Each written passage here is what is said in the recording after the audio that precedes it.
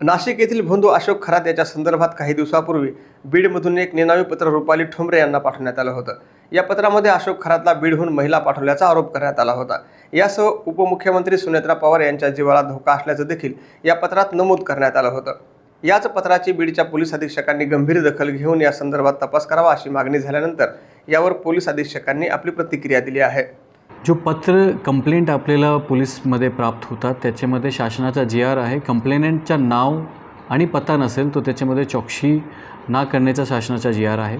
आम्हाला एक पत्र याच्यामध्ये वाया मीडियमवरून प्राप्त झालेलं आहे, ज्याच्यामध्ये तक्रारदाराचं नाव नाही आहे। तो असं केसमध्ये मी हे सगळ्यांना सांगू इच्छितो, कोणालाही कुठल्याही प्रकारची तक्रार असेल तर तुम्ही डायरेक्टली पोलिसांकडे येऊ शकता, मला भेटू शकते, आमचा संवाद QR कोड वापरू शकते आणि जे काय तुमची तक्रार असतील आम्ही सगळे हँडल करू। तुम्हाला असं वाटते की तुमची ओळख गुप्त राहिले पाहिजे त्याच्यामध्ये सुद्धा आम्ही बघू, पण हे निनावी तक्रार पाठवून वेगळा उद्देश साबित करण्याचा मी सगळ्यांना ह्याच्यामध्ये मनाई म्हणतो की हे नाही केले पाहिजे। कोणाला काहीच तक्रार असेल तो आमच्याकडे आलं पाहिजे।